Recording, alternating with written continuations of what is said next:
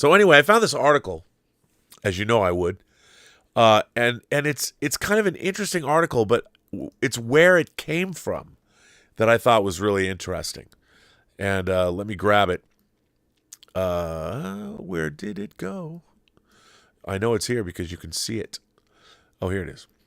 So I got this article, and this comes to us from Made in China. Made in China. So Business Insights, and this is why I read this. This is why I stopped and read this article. So anyway, the horror movie genre, this is not some deep article. I just thought I would share it because it was an interesting perspective coming out of the Chinese neck of the world. The horror movie genre has always had a loyal fan base, but 2025 has witnessed a phenomenon no one could have predicted. Horror films are not just breaking records, they're redefining what it means to go viral, dominate the box office, and capture the global imagination. Across continents, audiences are flocking to theaters and streaming platforms, sharing memes and reactions on social media, and fueling a merchandising boom that stretches from Tokyo to Toronto. What is driving this explosive growth, and what does it mean for global buyers, procurement professionals, and content creators? Let's explore the trends, innovation, and future prospects that have made horror the genre of the year.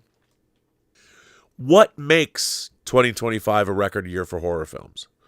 2025 has become a landmark year for horror movies, with the genre surpassing even the most anticipated superhero blockbusters and mainstream franchises in terms of both box office revenue and cultural impact.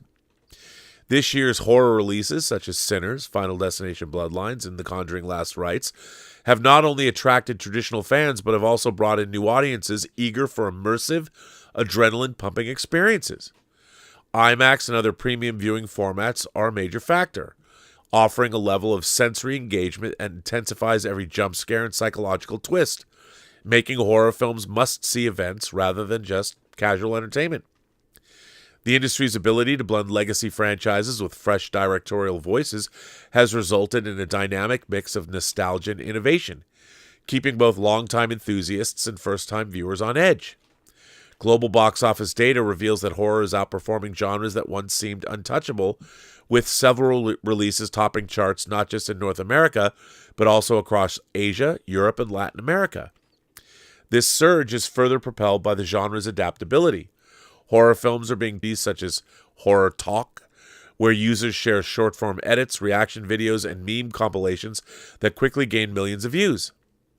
Hashtags like IMAX horror, psychological thriller, and jump scare trend regularly, amplifying the reach of new releases and sparking global conversations.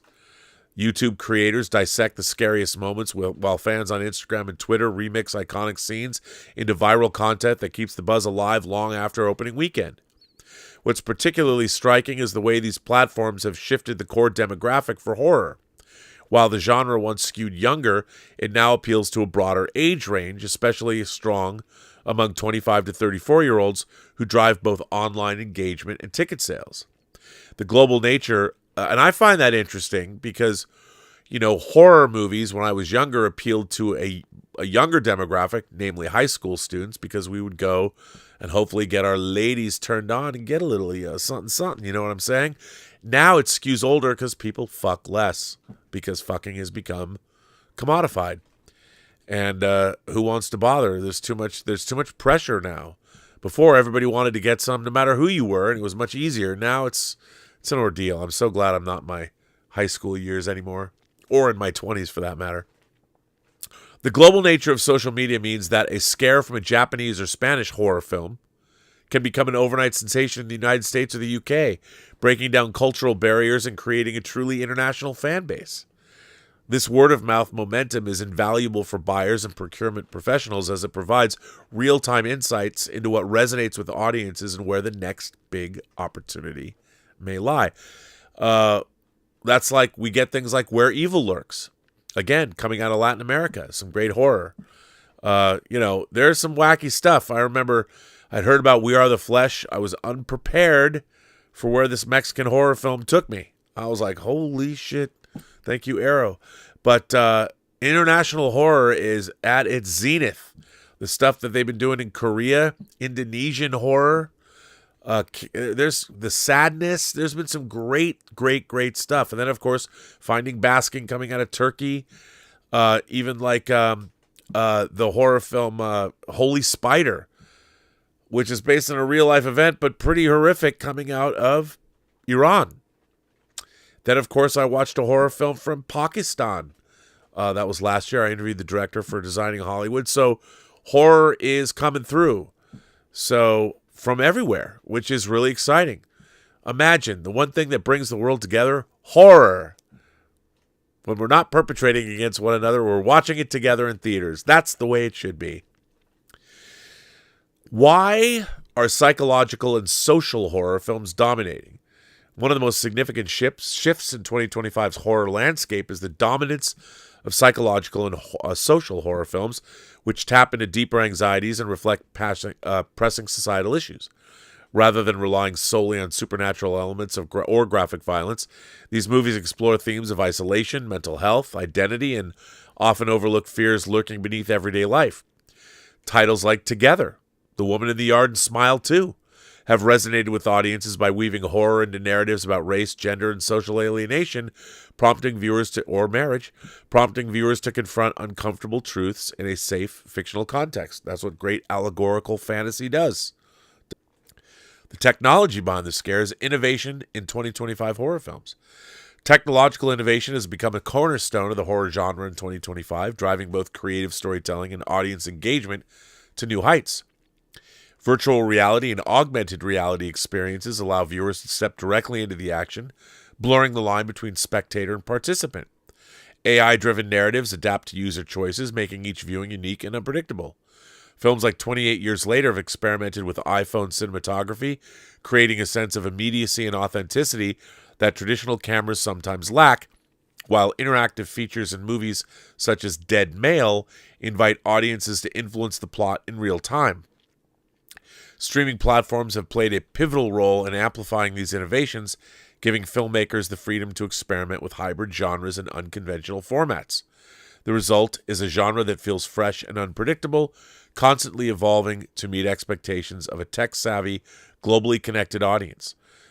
For industry professionals, these advancements open up new avenues for collaboration, distribution, and audience engagement, positioning horror as a leader in entertainment technology.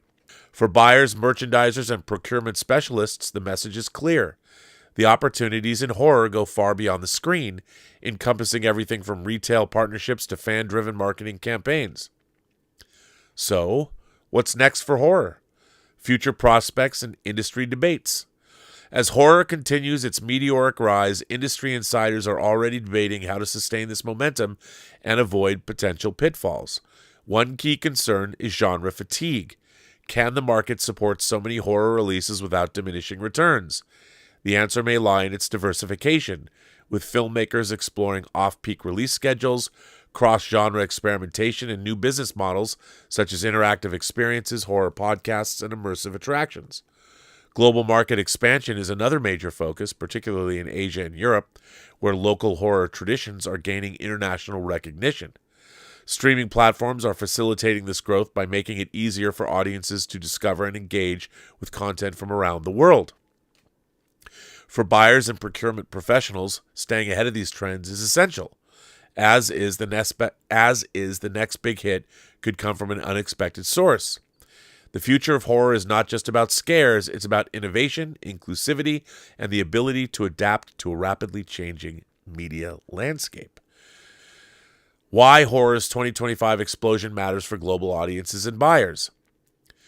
The transformation of horror in 2025 is more than a fleeting trend.